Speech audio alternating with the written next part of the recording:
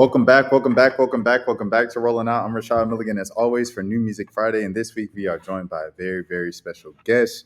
Oh man, where do I even begin? This is one of the voices, the new fresh voices out of the city of Atlanta. And as you know, Atlanta influences everything. We have Princess Pop That herself, the recent birthday girl, Miss Out Back Outside, Miss BRB, Miss Huh. Come on, man.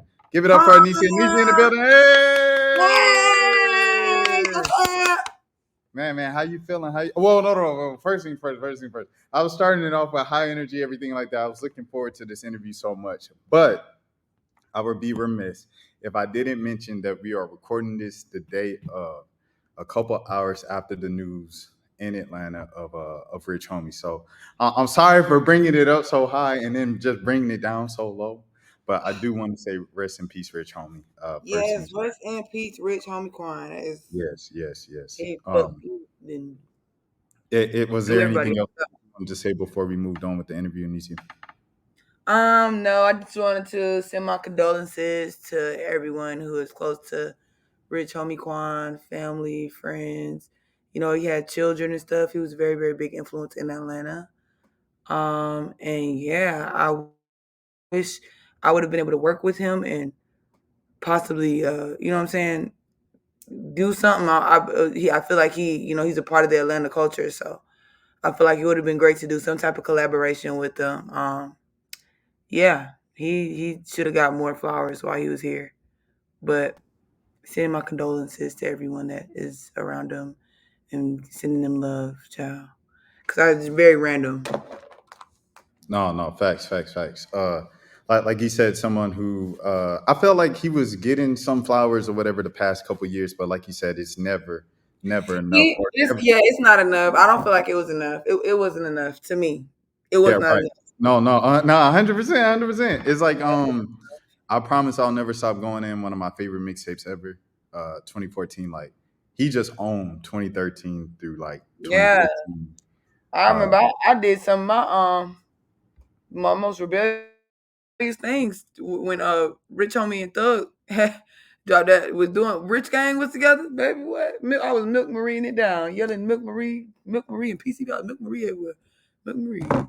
Man, rest in peace, Rich Homie. Rest in peace, Rich Rest Homie. in So, peace. first things first, like I said in the intro, happy belated and congratulations to you on Back Outside getting on Billboard. Thank Congratulations on the release of the you. single. Congratulations to the tour opening up for Kalani. I guess just how does life even feel for you right now at this moment? Ooh, child. Well, to keep it all the way transparent, I'm very very happy, very very blessed, all that, highly blessed and favored child. But I'm overwhelmed. I'll be tired. It's definitely very fast paced. I feel like my career has ever since it started. It's like it never stopped. Um, um it's like a blessing and a curse. It's not a blessing and a curse because I don't look at it as a curse. It's kind of like it's just bittersweet because I'm doing what I love. I'm having a great time. I am making some amazing connections. Yeah, it's a great experience overall, but I do be overwhelmed sometimes. I definitely be tired and all of that, but I'm learning and I'm adjusting and everything. But like I said, the energy's amazing. I'm blessed. A lot of people don't get the opportunities that I'm getting, or even get to travel like this or whatever I'm doing. So I'm taking heed to everything, and I'm just happy to be here. I'm very excited. I'm very anxious for everyone to see everything that I'm working on. So yeah. Right, no, 100%, 100%. And you having a background in mental health education and mental health, just period. I wanted to know how you're applying that to now, this past year and a half, 18 months. Oh, baby. I'm be completely honest with you. That mental health, my family was running a little mental health facility. That I was still mentally unhealthy for a long time, but they didn't that place didn't have no influence on me for real. Of course I got to see people what they was going through, but mental health is literally mental health. Like it's your brain, it's you. So um I feel like I don't really and I this just for myself. I can't speak for everybody, but I feel like I don't really like to think of myself as someone who has a lot of mental health problems. I just feel like I go through shit like I get discouraged a lot. I get overwhelmed. I have little moments where I go like into a little depression, but that just be like me just being overwhelmed with overstimulated for the most part. Um, yeah, I don't really. I have been through, and I'm in therapy now, so it's a little. You know what I'm saying? Things are a little bit different, and I feel like I was having a lot of mental health problems before I knew what I was gonna be doing before I found myself being this grounded and figured that my career was made. But yeah, if anything, I'm just trying to be personable and transparent with people. I just want to be that door for people to open if they are having any mental health problems or need a shoulder to cry on. I feel like that's my where I come in with the mental health. But you can't always be like, as you know, you can't always be the shoulder. Like, because sometimes Absolutely. the shoulder needs a shoulder. Absolutely. But that's what I'm saying. So luckily I am one of the people that is blessed to have an amazing team of people that I feel like I can be extremely vulnerable with. My family, my support team in general, like I wouldn't have it any other way. It took a long time for me to even have a solid group of people around me. So like I said before, I definitely did go through a lot of mental health challenges. I felt very alone. Even now, well, not even really now. In the beginning stages of my career, I was feeling very lonely, and I felt very defeated, like I was losing track of time and stuff. But um, the more that everything moves, the more that I'm learning to be more grounded with everything. So I'm learning balance, if any, when it comes to stuff like that. So I don't like to put too much pressure on myself. So like, yeah, I'm that shoulder to cry on, but I make it very clear that okay, I can't be your shoulder right now, baby. Auntie got things going on. So yeah, I'm just learning how to control my emotions and just learn how to channel certain things in certain places, so I don't become overstimulated or defeated. Or, you know what I'm saying? So yeah, just about learning yourself and learning how to adjust with yourself so that you can adapt to any environment around you, anybody around you. Got to be I comfortable with want to. I'm sorry for cutting you off right there. you. Okay. I want to ask you kind of a follow up to that. And then I don't want this to be I have to say this again. I don't want this to be a sad interview, but I do just want to kind of follow up on that and dig a little deeper. Is it lonely at the top? Hell, well, yeah, yeah, no. The reason why I feel like people think that at first I would say like I went through the phase. I started off with a bunch of friends and I was had all these things going on, and then as my life started doing what it was supposed to do, it's almost like the universe was just weaving out the people who didn't need to be there. Now I was in my mind always like it's lonely, it was depressing, it was all of that, but it's just like you get to a place where you have to like learn what's around you. So it was more so like people get being lonely and and God just weaving out the people that's not for you out of your life. So I'll take the lonely for the little for whatever time I need to take the lonely to get whatever I need to get for myself together. But what I have learned is as you're doing the right thing, you meet like-minded people, you know? You meet like-minded people, you meet people that you're supposed to be around. You get what I'm saying? No, no, So fact. I feel like most people with the whole lonely thing, I feel like they just need to stay patient and just allow the universe to attract who's supposed to be. Sometimes you're supposed to be lonely, especially whenever you're making a big transition like this one at the top. When you going to the top, everybody really cannot come with you. So yeah. Everybody can't go. That's some real stuff. Speaking of that, I want to ask you about like what does your team, specifically Bosco and guys like Manny, like what do those two mean to you and the rest of your team? Oh my God, Bosco and Manny, I love them like I pop them out, child. We are literally like inseparable. Me and Bosco is literally always in each other's face. Me and Manny, when we in town, we run each other, we always in each other's face. Them is my boys. They were my friends before I even started for real taking rap serious. They used to just, always be at they just used to always they used to do all like the hot clubs in Atlanta and stuff like that. They used to Bosco was like the DJ everywhere. Manny, he was, most energetic entertainer. So he's always hosting everything. He's just always been there. They've always been my number one supporters, even before I even had like a song out that really even mattered. Bosco was spinning it in parties and stuff. So we just always been real, real close. I love them so much. Real, real bad. Okay, okay, for sure. And shout out to those guys, man. Shout out to Useless Radio as well, with Manny and everything that he's doing over there at Hot and by himself. I always look up to him. I tell him that every time I see him. I wanted to ask you. Let me see where I wanted to go with this.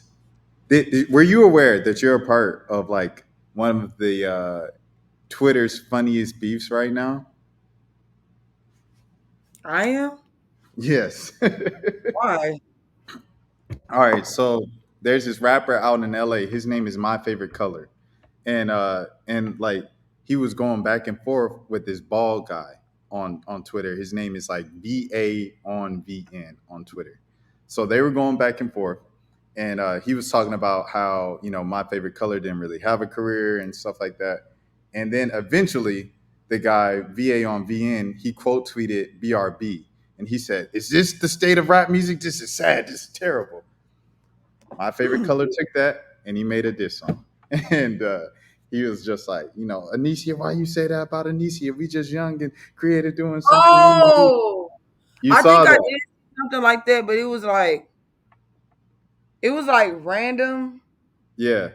but I didn't really know. I don't think I really got too much into it, but I don't know who now one of them is. So, Well, see, the whoever follow up the of it, his back to back track was Bald. Like he called the name the track Bald, Negro. And it made it all the way to the On the Radar freestyle. He's up there in New York with Gay P singing the song, and it all started with kind of like talking about you, defending you. I So think I know what you're talking about. Now him, he cool. I mess with him, but the ball one, I don't know who that is. So he don't need to be worried about the state of music. He need to be worried about the state of his income and what he got going on, baby. Because it ain't no way you over here talking about the state of music. You need to talk about the state of your bills because they don't seem to, Mm-mm.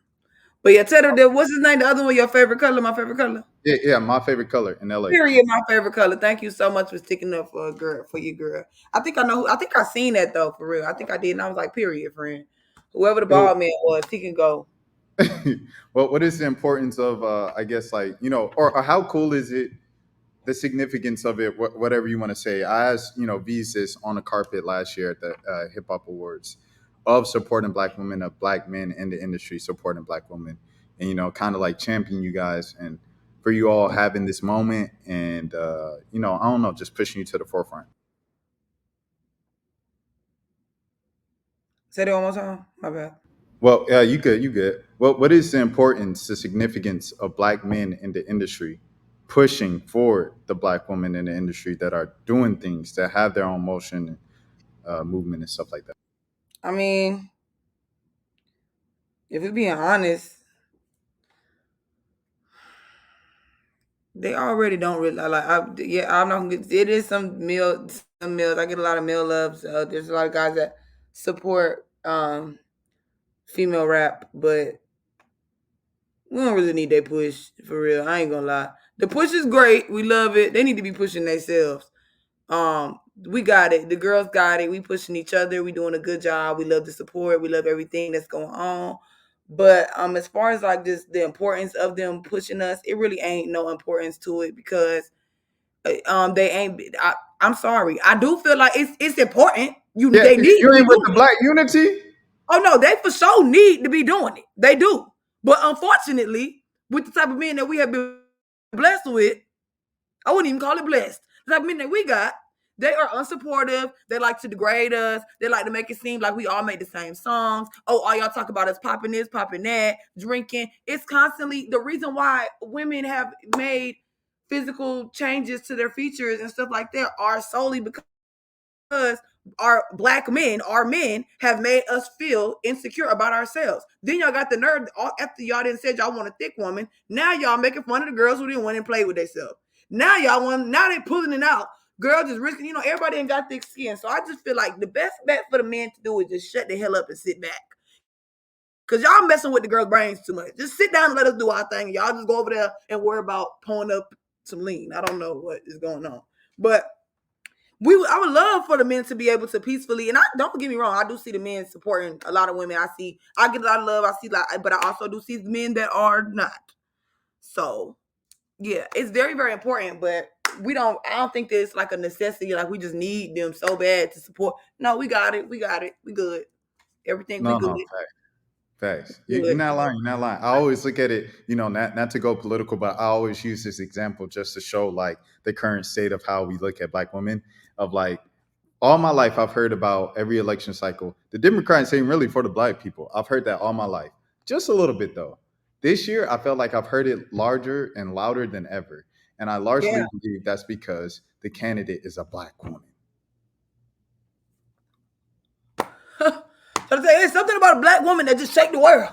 Make it do nobody. So that's what I'm saying. We got it. We good. We gonna work it out. We gonna help one another. We don't need y'all. We not you literally, but we don't need them. We don't need them. We good. We pushing each other. The girls is collabing with each other. We pushing each other. We taking over. We dominating the industry right now. The boys got to come hard and go home. The boys ain't talking about nothing no more for real. We tired of it. Talk about something else now. The girls is creative. We giving vibes. We giving sexy. We giving beautiful. We're giving health. We're giving inspiration. We're giving beauty. We're giving smarts. We're giving motherhood. Where did his? Okay, you right there. He had went away. But yeah, we're giving motherhood. We are embodying empowerment. Women, just beautiful, beautiful, gorgeous, amazing. Can't no man, and if you won't even want y'all to go ahead if y'all stink anyway. All right. Uh, Salute for the Don Julio, the Don Julio remix coming out. Shout out to Monaleo. I love her. The Problem remix out right now. You got a song with Big Sean and Fabulous. Like that's kind of like crazy just thinking about. You got a song with pretty much everybody. I feel like in the industry at this point. J. Cole gave you props. Drake already was on the boat early on in it. Like everybody really likes you in the industry, and like you say, you're being personal about it and stuff like that. I want to ask you on a flip side, just being so personal, is that kind of weird when like fans come up to you acting like they know you because you are so personal and everything like that in your music and just kind of like your personality in interviews and stuff? Well, no, because I'm very vocal, and if you don't know me, then I will quickly remind you that you don't know me. So, I'm like realistically, I know that people have like parasocial relationships. Like I said, a lot of people don't have thick skin. So, a lot of people like sometimes if people aren't too much, I will allow you to feel like we have some type of, because sometimes an artist may resonate with someone. You know what I mean? Like, so who am I to tell you how I resonate with you? You get what I'm saying? That's what I'm here for in the first place. So if it's ever a point where it's too personal, I feel like you trying too hard to, you know what I'm saying? Because it's not really. Then I'll let you know, like, baby, you don't know me. This is not even we not. You don't know me like that. You know. But for the No, most part, it don't bother me. I speak to my fans. I hug them. We talk. We do. I have a blast with them. I wouldn't be here without them. So it for don't sure, bother me. But they for definitely do sure. need to stop in parasocial relationships though, and click and try to go to some type of mental health institution about stuff like that. No, no, facts, facts, facts. I wanted to always ask you with interviewing you, just growing up in the South, kind of, being a bit faith based and spiritual things of that nature from the Bible Belt. Have you ever thought about making a Christian song or like a gospel song down the line? Um, hell no. I ain't gonna lie. I know other people get on here be like, yeah, one day probably they lying. Ain't nobody ever thought about it. I did go to a Christian school when I was younger, and that was like my first time ever rapping in my life. They made me like the little recital. I rapped about Jesus Christ. I did a good job. I had a solo. I was the rapper, so I rapped about Jesus. But I never thought about making no gospel song. No, am I against it? Like if Kirk Franklin hit me up right now, I was like, "Hey, Nene, I need you on the record. I'm going." Truth is, I'm tired. Huh? Okay. Yeah, I could. We can get into it if I need to. But She was just here last week. Kirk Franklin. Nah, Tamala Man, Take Me to the King. Oh, tell She me, was I just here love her. last week. Period. So yeah, if they hit me up and they like, "Oh, we need you on the gospel record," well, who am I to say no to my Lord, my Jesus? I'm covered in the blood of Jesus Christ. I would love to do it. All right, fire, fire, fire. I wanted to ask you about a couple people and their influence on the city of Atlanta. First, Key. Fat Man Key, Yes, ma'am. my brother. I love him. I feel like he had a big influence, but they ain't gonna say that. I feel like he's another person that needs to should be different. Like he needs more flowers. Like he should be different. I'm on his album cover. When his album I cover. know, I Yeah, know. people I don't did know. not know until like I seen it on Twitter. What was that? A couple months ago. I don't know who Yeah, pointed people that don't out, even and know I that. was like, "That's crazy." Mm-hmm. He's People got don't his even hands know in that. everything. Yeah, me and Key. I'm not gonna lie. Key's always been somebody. Key's been on me since I was a teenager. A lot. People that be from Atlanta, everybody pretty much knows each other forever. Like it's like a small like it's kind of grouped. So like if you are creative or anything like that, everybody kind of know all creative. You're going to the same events. If you like Amiri jeans and leaving your tag on your pants, it's a area over there for you like that too. If you want to run around with switches on your gun, it's an area for you to do that. The Hellcat Boys, area for you to do that. It's an area for everybody to work in. So, yeah, Keith has always been a real big influence. Period. Everybody love him.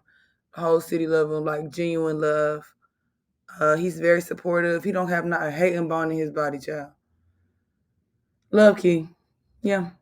I always bring up how there's no Post Malone, there's no 21 Savage, there's no Playboy Cardi without Key. You remember McConan? There's no McConan without Key. Man, there was Key and people ain't gonna you feel me? People don't give my boy his flowers enough. No Father, no No, Awful. none of that. No, none of that without a Key. Salute the Key, man. And now, Benny. I want to ask you about like what is Benny's impact? What is Benny's influence Um, on the city of Atlanta? Benny has literally just well, for one, he is such a hard worker. Like such a down to earth, genuine person. I don't feel like he got a hate bone in his body either. When I had been met Benny a while ago. He was heavily working with Bear One Boss, who I'm also close with. But Benny just always been very supportive. He's always been for the culture. He's always been like it's never really been like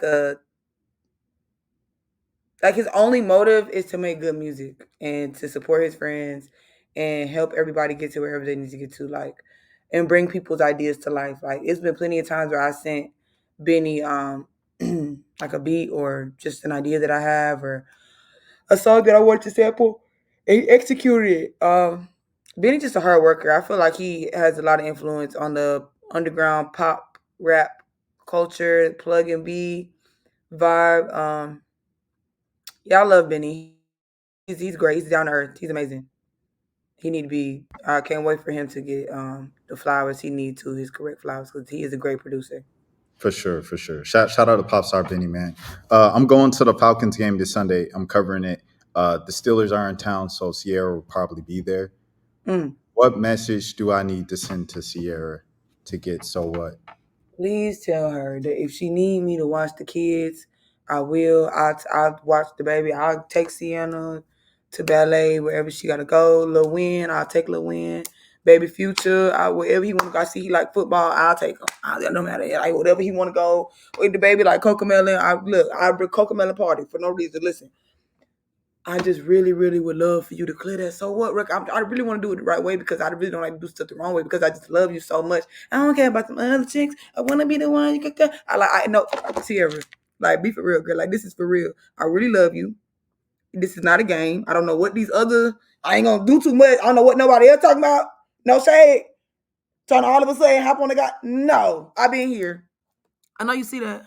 I don't mess around. No, that's real. That's real. Most recently played, but I don't mess around. Ciara, I love you down. I need you to please clear it. Just clear it. We can put you on it. You can reproduce it if you want to. Hell, you can dance. I teach me a dance. I dance. Whatever you need me to do, Ciara, I love you.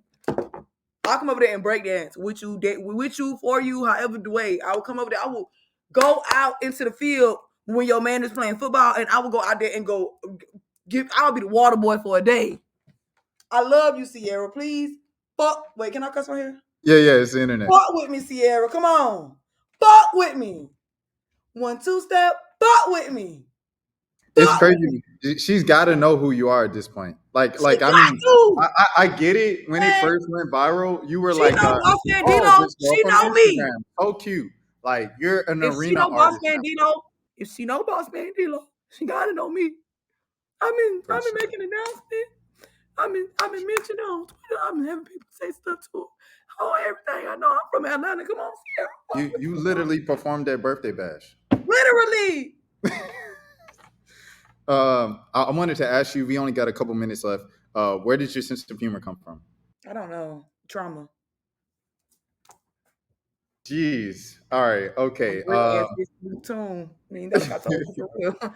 No trauma. Definitely trauma. You know, you gotta make it funny. Make it funny. No daddy. Ha. Where's my dad? He's a ghost. It's funny now. You know what I'm saying? Because can't nobody get at you when you make a joke about it first. You can put this up in there too. Learn how to work with your emotions, boo. But yeah, trauma. My mama funny, my daddy trauma, but my mama and my daddy both funny, but they also traumatized. So you know, it's just a long line of traumatizing. I ain't gonna lie to you. You say you wanted a podcast. After this, you need to immediately. Like, it has to Amazon, happen fuck after with me. tour. I lied because y'all On said y'all tour. gonna help me get a podcast. Amazon, so fuck with me. Put this up in there too. Tell them. You need a podcast for sure. Yeah. Oh yeah, and then I guess one of the last things that I have for you. I wrote these questions, by the way, in April. That's how long I've been waiting for this. Rashad, why you didn't hit me up, Rashad? I mean, see, the thing is, I don't want to text Manny about stuff. You know what I mean? Because it's you don't want to. I'm weird about phone numbers. I really am. I'm scared to be asking people. Okay, I like that you have that. I like that you got some type of pride and dignity. Because you don't want to hey man, I know I haven't texted you in a couple months, but can you tell me what happened with kid? It's whack to me. It's whack because I don't like when people do it to me.